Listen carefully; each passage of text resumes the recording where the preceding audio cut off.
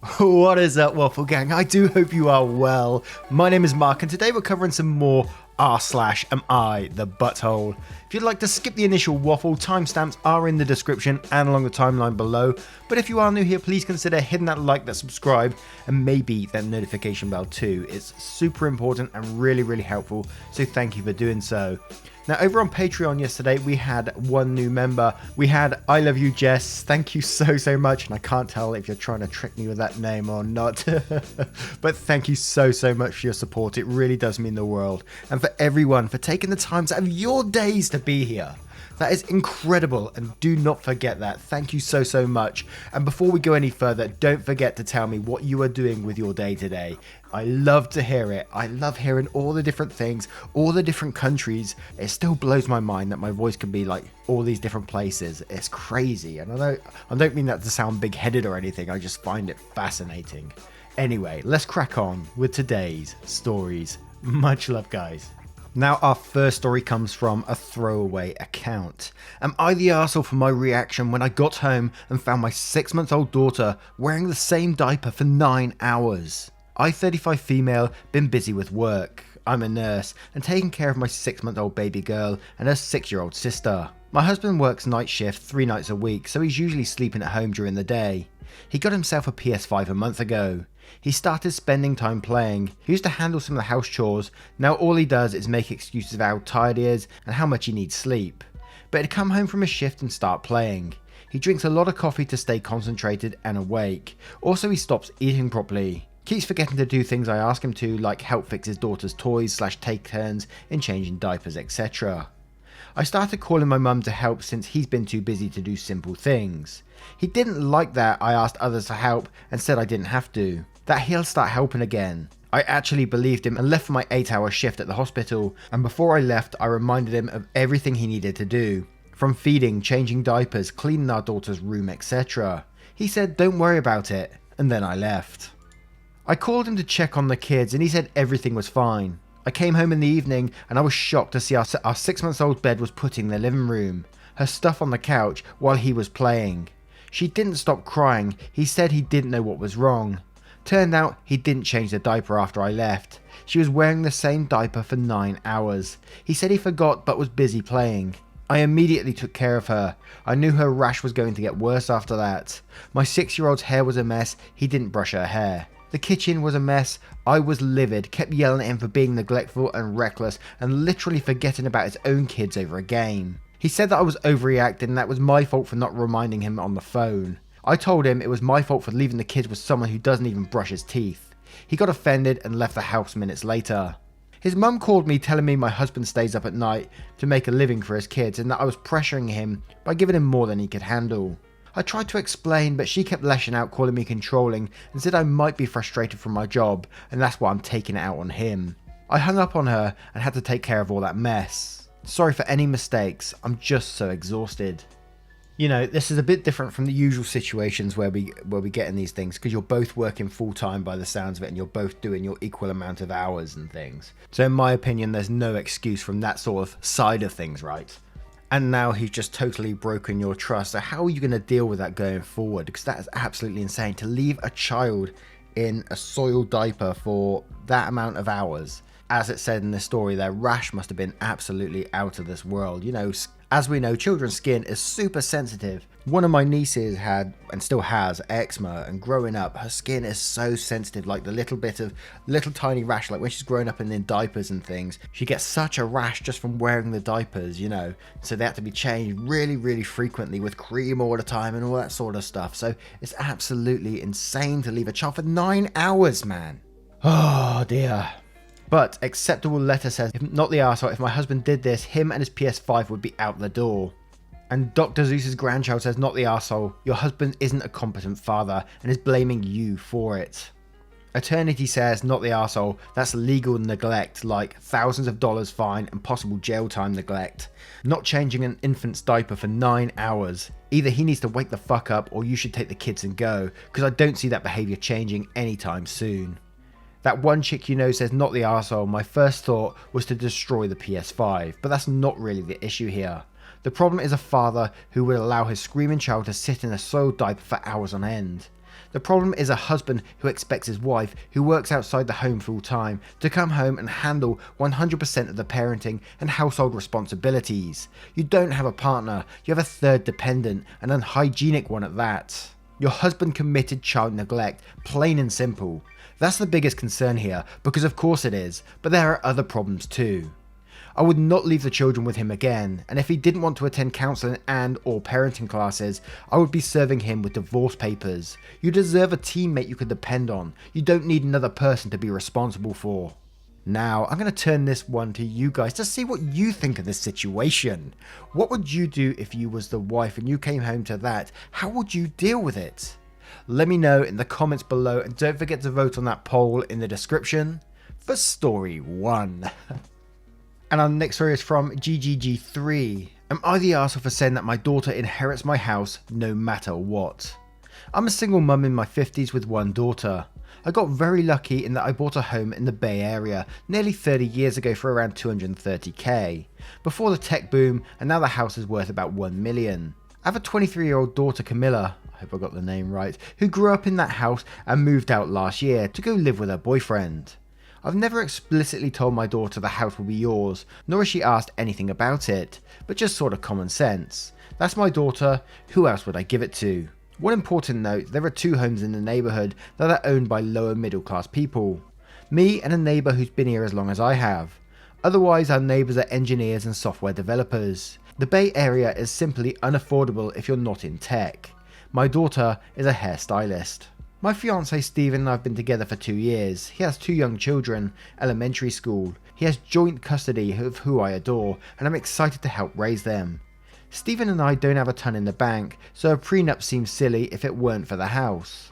I told him that I'm ready to combine finances and plan long term with him, but I wanted a prenup agreement just for the house. It's non-negotiable for me that my daughter inherits the house. He wasn't happy with this. He said that the 1 million split 3 ways is enough for all 3 kids to get a head start in life. I disagree. I paid 80% of the mortgage by myself, and Camilla is my only child. She can have her dream life working as a hairstylist, living in the Bay Area with this house, but we'd be unhappy. Have to move out to a less desirable area if it's split. I spoke to Camilla about this, and she agrees that she should get the house and said she always planned on inheriting it, just like I always planned on giving it to her. Now, I think it's going to be an absolutely not the arsehole in this situation, in my opinion anyway, just because, you know, this person purchased the house 30 years ago, and they've always considered it going to their daughter, and, you know, that's been her plan all the time, although they haven't discussed it before. So I'm going to say not the arsehole for that, because it's pretty entitled for this guy who's been with it for 2 years, only 2 years, to expect her to split this $1 million house 3 ways. It just doesn't make sense to me, so absolutely not the arsehole for that. But there's one thing that really did rub me the wrong way, and I'm not sure why.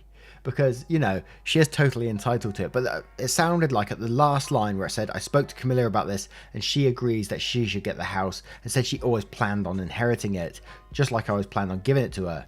And it's great that the mum has always planned on giving it to her, but it sounds like it wasn't discussed up until this point. But the fact that Camilla said she's always planned on getting the house, planned on inheriting it, I hate that sort of mentality. I would never plan on inheriting anything from anyone unless it was really discussed, you know. It just rubs me the wrong way. Maybe that's a me problem, right?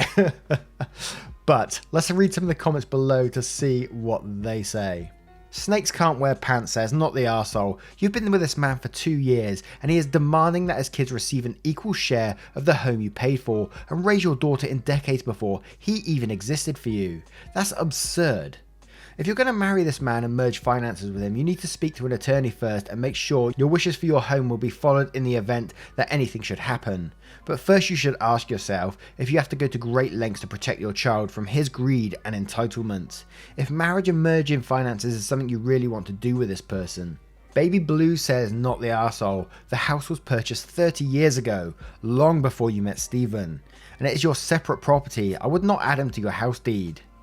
I am not a lawyer, but I certainly would consult an attorney versed in estate law. I have my eyebrows raised that fiance of 2 years thinks his 2 children should get an equal share of your house. That is your separate property, and that you have paid the mortgage on for nearly 30 years. Please protect yourself and contact an attorney. ABC says, I lived in the Bay Area. 1/3 of the house would not go far for giving Camilla the future you and she want her to have. You're passing your good fortune and hard work onto your daughter. Makes perfect sense to me. Between Stephen and his ex, they have the right and responsibility to provide for their 2 children as best as they can. And Jack Burton says, not the arsehole, that's your house. I think the prenup is a fantastic idea, as it's your investment. You shouldn't risk losing it if things go south. I am floored he thinks his kids are entitled to 2/3 of the value. What the fuck? Now, I'm going to turn this one to you guys to see what you think. Let us know in the comments below, and don't forget to vote on that poll in the description for story 2. And our next story is from Sweet Sticky Throwaway. Am I the arsehole for convincing my girlfriend not to wear a white dress on our wedding day? So me, 32 male, and my soon-to-be wife, 23 female, are planning to get married in a few months. I come from a very religious household with a strong Christian beliefs, and one of the traditions in my family is if the woman is getting married isn't still a virgin, they shouldn't wear a white dress on their wedding day. My family knows my soon-to-be wife wasn't a virgin when I met her, because my mum asked me when I started dating her if she was pure, and I was honest and told her she has had boyfriends before she met me. My wife was really upset when I asked her if she could wear a coloured dress on our wedding day, but she agreed, so we're looking at getting a glittery blue dress instead. Now she's saying she won't marry me because she's too humiliated by the whole situation, but I really don't see how it's a big deal. Am I the arsehole? Now let's just start off, this isn't like some sort of religious bashing thing going on here, because I personally never heard about this in Christian beliefs before, so I can't say this is a Christian value whatsoever, so no hate at all towards any religion on this. I think this is purely this family controlling behaviour right here, calling it pure. Imagine this 32-year-old man bending over to his mummy's will. And how can you not realise you're publicly humiliating your fiancé? How can you not realise that? So she has to stand in front of all these people in a coloured dress because she's not a virgin. And I assume all these people, family members, are going to know that too. That's disgusting. And let's just reiterate again, this isn't no Christian tradition I've ever heard of. I'm not a religious person myself, but I know for a fact that this isn't one that I've heard of anyway. So this is either extremely old and this family has some weird ass views going on, or this is made up by this whole family. So yeah, just putting that out there. But acceptable letter says, you're the arsehole. For a dude marrying a girl nearly a decade younger, you sure are worried about what mummy thinks. Nanny Live says, you're the arsehole. I'm a 65-year-old Christian grandmother, and that is unkind, judgmental and controlling thing for you to do. Truly it is spirit crushing to hear when people pretend that this is kind of finger-pointing idea of Christian in nature. He makes all things new. If you want to love and honour her as your wife, ask her forgiveness and God's for being unkind and encourage her to choose whatever dress she wants. The Happy says, info, are you still a virgin? If not, what will you be wearing on your wedding day to signify how you've been tainted? Ooh, yeah, good point.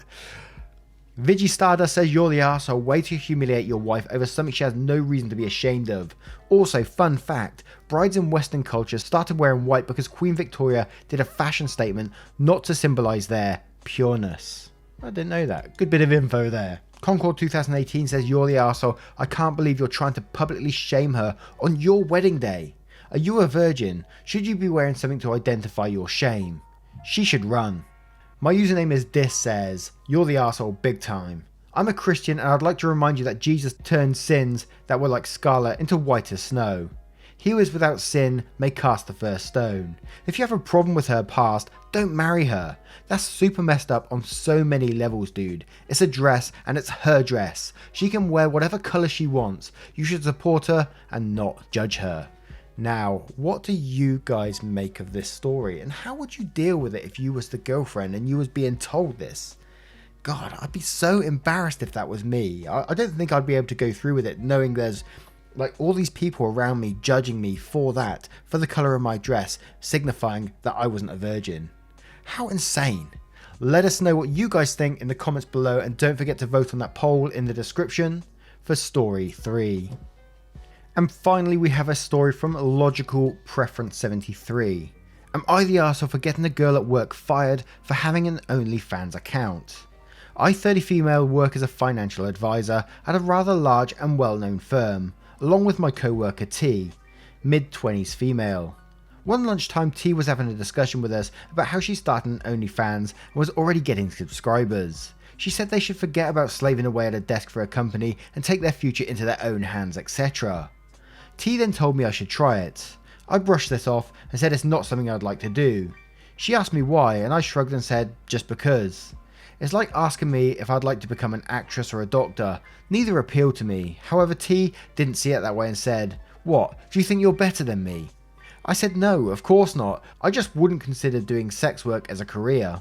T took great offence, saying that if I'm happy earning peanuts working my life away for a boss just for dignity, then that's on me. And I mustn't judge her for wanting to make a better future for herself, that she's not ashamed of what she's doing. She also said, when your children ask you why they were poor their whole lives, you can tell them it's because you had too much dignity to provide them more.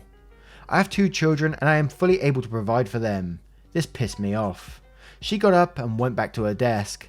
At this point, one of my other colleagues, in a much higher managerial position, had overheard her and asked me what had happened, so I told her. After all, T's words were she wasn't ashamed of what she was doing. She seemed very open about it. My colleague said nothing, and we went back to work. I thought nothing more of it, though I was irritated by T's comments about my children and financial status. I put most of my earnings into my home, family and investment. I drive a pretty standard looking vehicle and my dress sense is rather plain, I guess. About a week later, I noticed T was no longer coming into work. One of the girls she hung out with a lot at lunchtime was shooting me angry looks and speaking in hushed tones to their usual group. When I sat down, the girl turned to me and said, "Are you pleased with yourself?"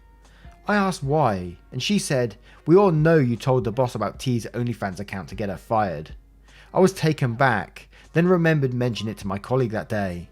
I went to her office to ask her what happened. She told me that she decided to investigate T's social media, which listed our company as her workplace on profile. Her Instagram was full of risque photos to push her OnlyFans. As her Instagram and Facebook profiles were easily connected, my colleague said it was openly moonlighting in a way that did not reflect well on the company, and reported it. T was called into a meeting which ended in her being dismissed.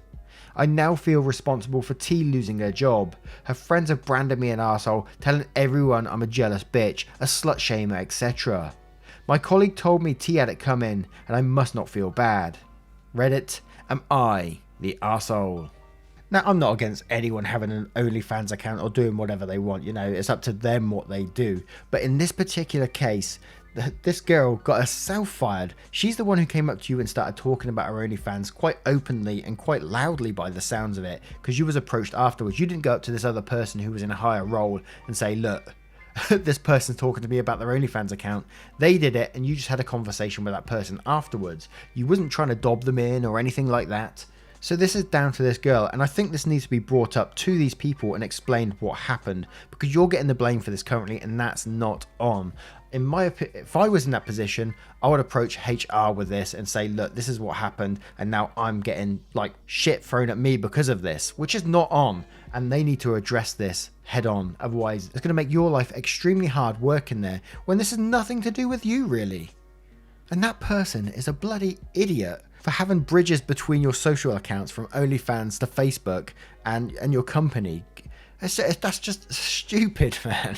And here we go again, guys, because I got another little something for you. Because more recently, because as you know, I'm probably going to be I keep saying probably, but I am going to be going part-time YouTube sort of December, January time. It will be happening, right? So in this, they need to get like another half to my position, which I've been helping find like CVs for and going through them and finding the right person for the job kind of thing. So I've been looking through these CVs and, I'm a nosy bastard. So I always look at people's social media account, especially when it's sort of the content creation kind of thing. A lot of people use their Twitter and Instagram to push their own work, right? So I always check those out. And one particular person who I was fascinated with, and they had like all the skills. They was much like me, sort of self-taught, and they was very, very passionate about what they do, and it all looked fantastic. And I was looking through their Instagram, such good work, motion graphics, video editing, everything, and I was like, yes, this is the person. Then I went to their Twitter account and it was just nudes. And I was like, fuck. And I wasn't judging them harshly because of this. If that's what they want to do with their lives, then, that's up to them. And should I be basing them off their Twitter account, right? Should I be doing that? Because, I was the one who was snooping at their socials, although they did have it in their CV too. But I can also see the other side of the thing where companies get upset that, they don't want this sort of stuff linked to their business because it does reflect badly on them, right? But yeah, it was a similar situation. It was a nightmare because that person was incredible. I still put them forward, but I said you might want to look at their Twitter account. It's up to you, sort of thing, to the bosses. So it's down to them what they choose in the end. I was still up for it. I was still like, yeah, that person's a great content creator. And it's not like they'd be up shop front or anything or promoting the business in any way. They're sort of in the background making videos and things. So I don't know. It's a difficult one. It was a difficult one. But it's up to them. I'm not getting involved with that anymore. I just want to do my thing. But Generic says, not the arsehole. I am pro sex worker, but young people especially need to A, understand how their social media presence represents their company, therefore what implications that can have, and B, she shouldn't be talking about her OnlyFans at work. It's unprofessional and not appropriate conversation. She was extra rude to you. The conversation was overheard. It's her own problem. I'd be reporting the other girls for bullying too. This isn't high school. It's a professional place of employment. Grow up or get out. Evil Mel says, in quotes, she had decided to investigate T's social media, which listed our company as her workplace on her profile. Her Instagram was full of risque photos to push her OnlyFans. And then says, that's what got her fired, not you. You didn't tell HR or actively tell management. And quotes again saying, at this point, one of my other colleagues in a much higher managerial position had overheard her and asked me what had happened. So I told her. After all, T's words were she wasn't ashamed of what she was doing. And then says, since T was not exactly quiet about her views, this isn't on you, not the arsehole. Kill Everything says, not the arsehole. She got herself fired, plain and simple. Linking her social media accounts to the company also means she'd have been found out sooner or later anyway. And Scout says, not the arsehole. She set herself up by talking so openly about it. Your colleague overheard her and asked you. You didn't go gossiping about it. Also, her insistence that you were shaming her sounds like the opposite to me. She forced the issue and tried to make you feel bad for having a different set of boundaries than her. If she had all that on our social media, the company would have found out eventually anyway. It wasn't like she was trying to hide it. You did nothing wrong. Now I turn it to you guys. Should the company get involved with them sort of things? Do you think they're right to if it links back to their company? Let us know in the comments below, and don't forget to vote on that poll in the description for story 4. Once again guys, thank you for being here. It's absolutely amazing of you. The support is incredible and I am blown away by what you do for me. Now don't forget, we got a little competition running over on our Discord. It's an arts-based competition.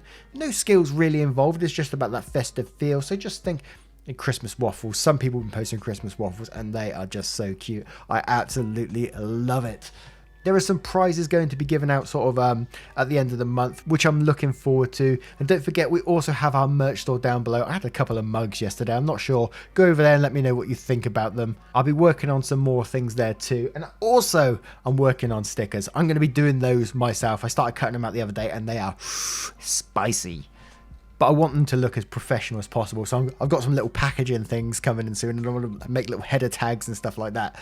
Very cheesy, I know, but if I'm making something, I want it to look really good. Anyway, thank you for being here today, guys. I absolutely appreciate you from the bottom of my heart, banging my heart there. And see you soon. Take care, guys. Much love.